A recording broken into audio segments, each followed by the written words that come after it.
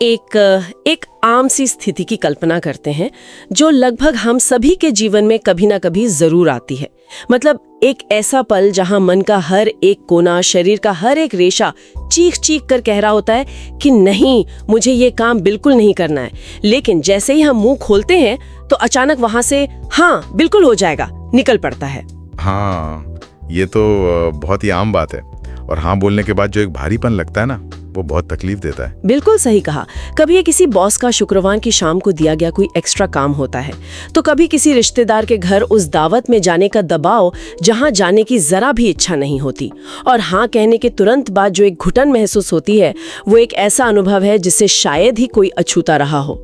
आज की इस गहरी चर्चा में हम इसी रोजमर्रा की जद्दोजहद पर बात करने वाले हैं। और ये चर्चा सच में बहुत जरूरी है। हाँ, हम समझेंगे कि कैसे ये छोटी सी हाँ हमारी सारी ऊर्जा को सोख लेती है और कैसे कोई भी व्यक्ति बिना किसी अपराध बोध या गिल्ट के दृढ़ता से अपनी बात रखना सीख सकता है।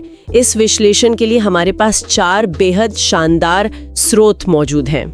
4 स्रोत? काफी अच्छा मिक्स है ये इस विषय के लिए। एकदम। पहला है जेरेमी गॉडविन का mental health show let's talk about mental health, जिसमें उन्होंने बिना गिल्ट के ना कहने के मनोवैज्ञानिक पहलुओं पर बात की है।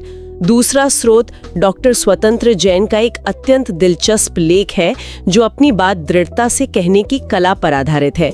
तीसरा है आहा स्लाइड्स की ओर से कॉर्पोरेट संचार पर एक व्यवहारिक गाइड। और चौथा स्रोत है आत्मसम्मान के विषय पर ओशो का एक छोटा लेकिन शक्तिशाली मोटिवेशनल क्लिप। देखिए, इन चारों स्रोतों के जरिए इस चर्चा का जो मुख्य उद्देश्य है वो एकदम स्पष्ट हो जाता है। हमें ये गहराई से समझना है कि हमेशा दूसरों को खुश रखने की ये जो आदत है, जिसे अक्सर लोग एक अच्छे इंसान की निशानी मान लेते हैं, वो असल में हमारे मानसिक स्वास्थ्य को दीमक की तरह कैसे खोखला कर रही है। चलिए इसे थोड़ा गहराई से समझते हैं। इस विश्लेषण के जरिए हम ये जानने की कोशिश करेंगे कि कैसे बिना गिल्टी महसूस किए और पूरे आत्मविश्वास के साथ अपनी सीमाएं यानी बाउंड्रीज तय की जा सकती हैं। बाउंड्रीज का सीधा सा अर्थ उन अदृश्य रेखाओं से है जो ये तय करती हैं कि दूसरे लोग हमारे समय, ऊर्जा और भावनाओं के साथ कैसा व्यवहार कर सकते हैं। बिल्कुल। और ये चर्चा सिर्फ संचार का तरीका बदलने तक सीमित नहीं रहेगी, बल्कि मानसिकता को भीतर से बदलने के बारे में होगी। क्योंकि जब तक सोच नहीं बदलेगी तब तक शब्द नहीं बदलेंगे। सही बात है। तो शुरुआत जेरेमी गॉडविन के शो से करते हैं। जेरेमी ने एक ऐसी बात छेड़ी है जो हमारे समाज की जड़ों पर प्रहार करती है।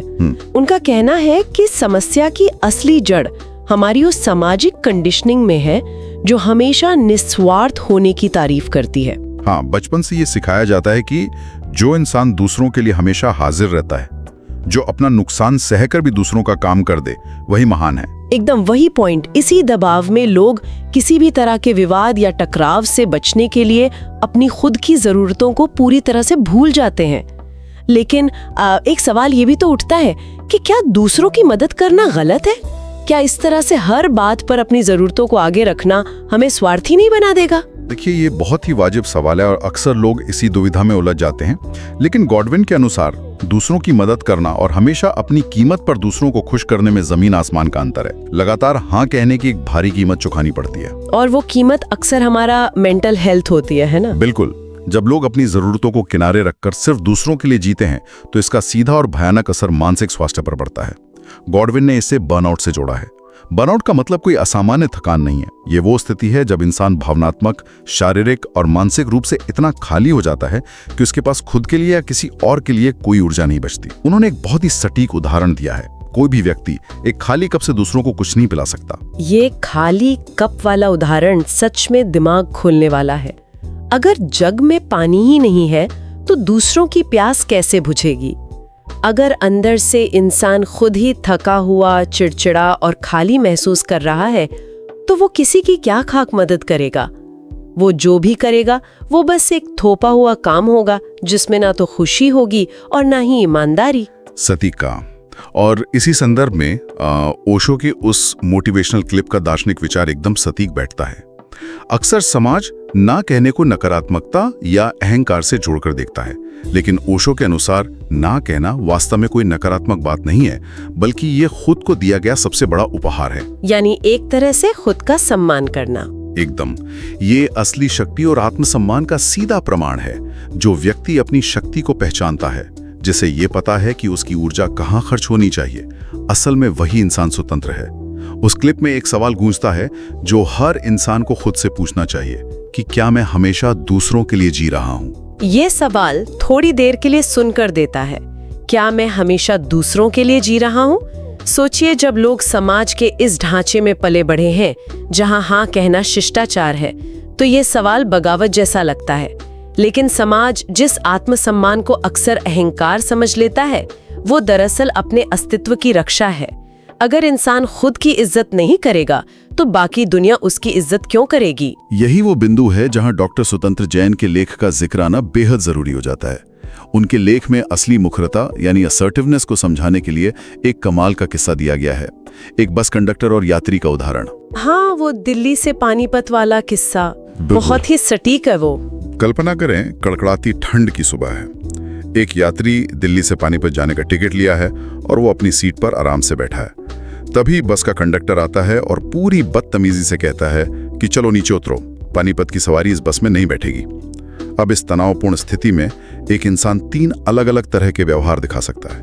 पहला है दब्बू रवैया, यानी सबमिसिव एटीट्यूड। इसमें यात्री क्या करेगा? वो बिना कुछ कहे अपना जायज अधिकार छोड़कर चुपचाप अपना बैग उठाएगा और बस से उतर जाएगा। वो मन ही मन कंडक्टर को कोसता रहेगा, खुद पर गुस्सा करेगा, घुटन महसूस करेगा, लेकिन मुंह से एक शब्द नहीं निकालेगा। सही कहा। और दूसरा रवैया सीधा इसका उल्टा, यानी आक्रामक या अग्रेसिव हो सकता है, जिसमें यात्री का पारा 7वें आसमान पर पहुंच जाए। वो अपनी सीट से उठे, सीधे कंडक्टर का कॉलर पकड़ ले, गाली गलौज शुरू कर दे या बात हाथापाई तक पहुंच जाए।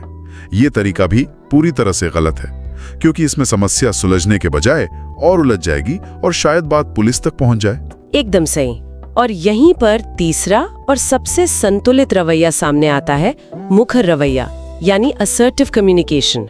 इसमें यात्री ना तो दब्बू बनकर अपना हक छोड़ता है और ना ही आक्रामक होकर सामने वाले पर हमला करता है। वो अपनी जगह पर बैठा रहता है, शांत रहता है और कंडक्टर की आंखों में देखकर पूरी दृढ़ता से कहता है कि मैंने इस बस का टिकट लिया है और मैं नीचे नहीं उतरूंगा और आपको मुझसे तमीज से बात करनी चाहिए। ये है असली मुखरता, अपना अधिकार जताना, अपनी बात मनवाना, लेकिन सामने वाले के सम्मान को ठेस पहुंचाए बिना। ये बस वाला उदाहरण इस पूरी अवधारणा के एक बेहतरीन दृश्य पेश करता है। बीच का रास्ता चुनना ही सबसे समझदारी का काम है। आहा स्लाइड्स की जो कॉर्पोरेट संचार की गाइड है, वो इस मुखरता को और भी स्पष्ट रूप से 3 मुख्य स्तंभों में बांटती है। इसे 3 C's का सिद्धांत कहा गया है: कंट्रोल, क्लैरिटी और कॉन्फिडेंस। चलिए इन तीनों को एक एक करके खोलते हैं। पहला C है कंट्रोल, जिसका अर्थ है नियंत्रण। तनाव के क्षणों में भावनाओं पर काबू रखना। जब कोई ऐसी बात हो जहां अचानक गुस्सा आए या तुरंत घबराहट में हाँ बोलने का मन करे, तो प्रतिक्रिया देने से पहले गहरी सांस लेना। ये छोटा सा ठहराव हमें भावनाओं के बहाव में बहने से रोकता है। इसे अगर दफ्तर के माहौल से जोड़ें तो मान लीजिए कि बॉस अचानक आकर कहता है कि ये काम आज रात तक हर हाल में चाहिए, जबकि शिफ्ट खत्म हो चुकी है। वहां तुरंत भड़कने या डर कर जी सर कहने के बजाय एक पल का पॉज लेना ही कंट्रोल है। फिर आता है दूसरा C, यानी क्लैरिटी या स्पष्टता, जिसका मतलब है अपनी जरूरतों को बिना किसी गोलमोल बात के सीधे तौर पर सामने रखना। बिल्कुल। कई बार लोग सोचते हैं कि अगर वे इशारों में बात करेंगे तो सामने वाला खुद ही समझ जाएगा। जैसे, अरे आज तो मुझे घर जाने में बहुत देर हो जाएगी, मेरी तो कमर में भी दर्द है। ये उम्मीद करना कि बॉस खुद ही कहेगा कि तुम घर जाओ अक्सर निराशा ही देता है। ये बात पूरी तरह से सच है। इशारों में बात करने से सिर्फ गलतफहमियां पनपती हैं।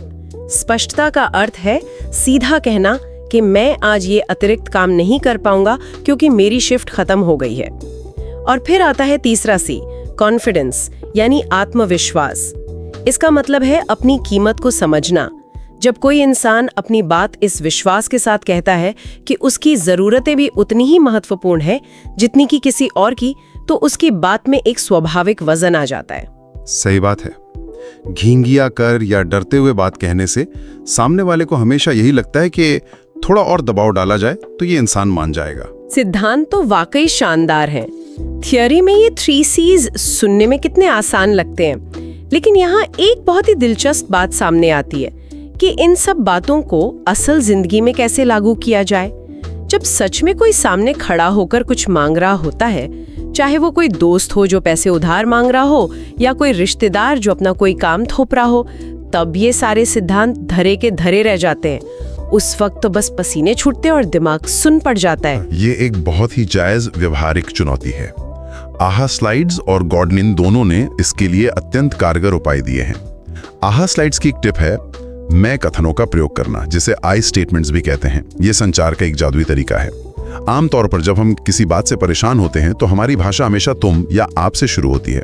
जैसे तुम हमेशा मुझे आखिरी मौके पर काम देते हो, या तुम कभी मेरी बात नहीं सुनते। हाँ, ऐसी भाषा का असर तो यही होता है कि सामने वाला तुरंत डिफेंसिव हो जाता है, और ये डिफेंसिव होना एक बहुत बड़ी बाधा है। जब कोई डिफेंसिव होता है ना, तो उसका मतलब है कि वो अब बात समझने के बजाय खुद को बचाने के लिए जवाबी हमले की तैयारी कर रहा है। वो तुरंत कोई बहाना बनाएगा या कोई पुरानी गलती निकालकर सामने रख देगा और बात उस मुद्दे से भटककर एक लंबी बहस में बदल जाएगी। एकदम सही विश्लेषण। इसी से बचने के लिए आई स्टेटमेंट्स का प्रयोग किया जाता है। तुम हमेशा लेट आते हो कहने के बजाय अगर ये कहा जाए कि जब मीटिंग समय पर शुरू नहीं होती तो मुझे निराशा होती है क्योंकि मेरा काम पिछड़ जाता है। इस वाक्य में कहीं भी सामने वाले पर सीधा हमला नहीं है, इसमें सिर्फ अपनी भावना और उस स्थिति के प्रभाव को बताया जा रहा है। डॉक्टर जैन का लेख भी इसी बात की पुष्टि करता है कि मुखर होने का मतलब आरोप लगाना नहीं, बल्कि अपनी स्थिति स्पष्ट करना है। ये सच में बातचीत का रुख पलट सकता है। इसके अलावा बातचीत के दौरान आई कांटेक्ट यानी आंखें मिलाने वाली बात भी बहुत अहम है। आहा स्लाइड्स की गाइड कहती है कि दृढ़ता से अपनी बात रखने के लिए आंखों में देखना जरूरी है, लेकिन किसी कड़क मिजाज इंसान या किसी सीनियर की आंखों में आंखें डालकर ना कहना किसी पहाड़ चढ़ने से कम नहीं लगता। घबराहट होती है। इस समस्या के लिए आहा स्लाइड्स ने कमाल की तरकीब सुझाई है। हाँ, वो तरकीब सच में बहुत प्रैक्टिकल है। अगर सीधे आंखों की पुतलियों में देखना असहज लगे तो सामने वाले की दोनों आंखों के ठीक बीच में यानी नाक के ऊपरी हिस्से पर देखना चाहिए। सामने वाले को यही लगेगा कि उसकी आंखों में देखा जा रहा है और बेवजह की घबराहट से भी बचा जा सकेगा। ये एक बहुत ही चतुर और उपयोगी मनोवैज्ञानिक तरकीब है, और आई कांटेक्ट के साथ साथ आवाज का लहजा यानी कॉन्फिडेंट टोन भी पूरी कहानी बयान करता है। घबराहट में बड़बड़ाना, बहुत धीमी आवाज में बोलना या वाक्य के अंत में आवाज को सवालिया अंदाज में उठा देना, ये सब संदेश को कमजोर कर देते हैं। बात करते समय एक स्थिर, संतुलित और सपाट आवाज होनी चाहिए। इसके अतिरिक्त जेरेमी गॉडविन ने एक ऐसी सलाह दी है जो किसी के लिए भी ढाल का काम कर सकती है। वो है जवाब देने में देरी करना यानी डिलेइंग। बिल्कुल। जब कोई अचानक कुछ पूछता है तो दिमाग पर तुरंत फैसला लेने का एक कृत्रिम दबाव बन जाता है। हाँ, ऐसा लगता है कि अगर अभी जवाब नहीं दिया तो कोई आफत आ जाएगी, जबकि असल में ऐसा कुछ नहीं होता। गॉडविन कहते हैं कि तुरंत घबराहट में हाँ कहने के बजाय सिर्फ इतना कहना सीख लें कि मुझे इस पर थोड़ा सोचने का समय चाहिए, या मैं अपना कैलेंडर देखकर बताता हूँ। ये छोटा सा वाक्य उस पल के भारी दबाव को तुरंत खत्म कर देता है।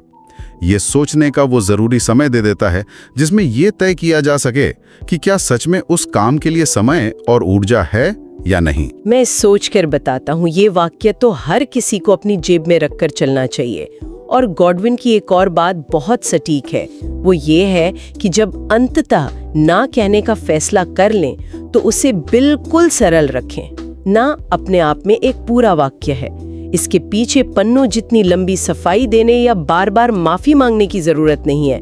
अक्सर लोग ना कहने के बाद इतने सारे स्पष्टीकरण देने लगते हैं कि मेरी गाड़ी खराब है और मेहमान आ रहे हैं कि सामने वाले को लगने लगता है कि बस बहाने बनाए जा रहे हैं। उसे लगता है कि थोड़ा और दबाव डाला तो ये इंसान टूट जाएगा और हाँ बोल देगा। ये इंसानी स्वभाव की एक बड़ी दिलचस्प कमजोरी है कि हम जरूरत से ज्यादा सफाई क्यों देते हैं। ये इसलिए होता है क्योंकि लोग दूसरे व्यक्ति को नाराज नहीं करना चाहते। वे चाहते हैं कि भले ही काम ना करें लेकिन सामने वाले की नजरों में अच्छे बने रहें।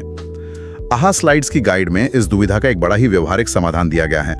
केवल समस्या ना गिनाएं बल्कि समाधान भी सुझाएं, यानी ऑफर सॉल्यूशंस। अगर कोई काम करने में असमर्थ है तो एकदम रूखा सा ना बोलने के बजाय एक विकल्प पेश करें। जैसे अगर कोई सहकर्मी कहे कि क्या आज शाम ये रिपोर्ट बना दोगे और समय नहीं है, तो सिर्फ नहीं, मैं नहीं कर सकता कहने के बजाय ये कहना बेहतर है कि मैं आज शाम को ये पूरी रिपोर्ट तो नहीं बना पाऊंगा, लेकिन मैं कल सुबह इसके शुरुआती डेटा को व्यवस्थित करने में मदद जरूर कर सकता हूँ। इस तरह से सीमा भी तय हो गई और सामने वाले को ये भी महसूस हुआ कि मदद की नीयत है। बिल्कुल, इस तरीके से आपसी संबंध भी खराब नहीं होते और पेशेवर मर्यादा भी बनी रहती है। तो चलिए मान लेते हैं कि किसी ने ये सारे तरीके अपना लिए, आई कांटेक्ट भी बना लिया, स्थिर आवाज में बिना आरोप लगाए ना भी कह दिया। लेकिन एक सबसे बड़ा युद्ध तो वो है जो इस ना के बाद दिमाग के अखाड़े में शुरू होता है। उस गिल्ट का क्या करें जो ना कहने के तुरंत बाद छाती पर पत्थर की तरह बैठ जाता है। दिमाग बार बार ये सोचकर परेशान होता है कि कहीं कुछ गलत तो नहीं कर दिया, कहीं वो इंसान हमेशा के लिए नाराज तो नहीं हो गया। गिल्ट की ये जो भावना है वो अत्यंत स्वाभाविक है। गॉडविन ने अपने शो में इस पर बहुत विस्तार से बात की है। उनका कहना है कि जब कोई इंसान सालों से सिर्फ दूसरों को खुश करने की आदत के साथ जी रहा हो, तो अचानक से एक दिन अपनी सीमाएं तय करने पर उसे गिल्ट महसूस होना तय है। ये दिमाग की एक पुरानी प्रोग्रामिंग है जो टूट रही है। लेकिन गॉडविन की सलाह यह है कि इस गिल्ट को पूरी तरह खत्म होने का इंतजार ना करें। अगर कोई ये सोचेगा कि जिस दिन मुझे गिल्ट नहीं होगा उस दिन मैं ना कहूंगा, तो वो दिन कभी नहीं आएगा। यानी उस गिल्ट के साथ ही जीना पड़ेगा थोड़ी देर। एकदम। भावनाएं बादलों की तरह होती हैं, वे आती हैं और गुजर जाती हैं। गिल्ट को पहचानें, ये स्वीकार करें कि थोड़ी बेचैनी हो रही है, लेकिन उस गिल्ट को अपने फैसले बदलने की ताकत ना दें। ये गिल्ट टेम्पररी है। ये बात सोचने का नजरिया ही बदल देती है। भावनाओं को रोकना या दबाना नहीं है, बस उनके आगे घुटने नहीं टेकने हैं। और अक्सर लोगों को जो ये डर सताता है कि ना कहने से वे अकेले रह जाएंगे, लोग उन्हें स्वार्थी समझने लगेंगे और रिश्ते टूट जाएंगे, गॉडविन के अनुसार सच्चाई इसके बिल्कुल विपरीत है। सच्चाई ये है कि जिन लोगों की अपनी स्पष्ट सीमाएं होती हैं, समाज और आसपास के लोग असल में उनकी ज्यादा इज्जत करते हैं। जो व्यक्ति हर किसी की हर बात पर सिर्फ सिर हिलाकर हाँ कहता है, लोग अक्सर उसे हल्के में लेने लगते हैं। वे मान लेते हैं कि इसका अपना कोई वजूद नहीं है या इसका समय कोई मायने नहीं रखता। उसके विपरीत जब कोई व्यक्ति सम्मानजनक तरीके से ये स्पष्ट करता है कि वो क्या कर सकता है और क्या नहीं, तो ये दर्शाता है कि वो अपने समय, अपनी ऊर्जा और अपने जीवन की कदर करता है। और जो इंसान खुद की कदर करना जानता है, दुनिया उसी की कदर करती है। सही कहा। गॉडविन का एक बड़ा ही खूबसूरत कोट है जिससे हर उस इंसान को याद रखना चाहिए जिसे ना कहने में डर लगता है। उन्होंने कहा है, एक अच्छे दिल वाला नेक इंसान होकर भी ना कहा जा सकता है। ये बात तो वाकई दीवार पर लिखकर टांगने लायक है। एक अच्छे दिल वाला नेक इंसान होकर भी ना कहा जा सकता है।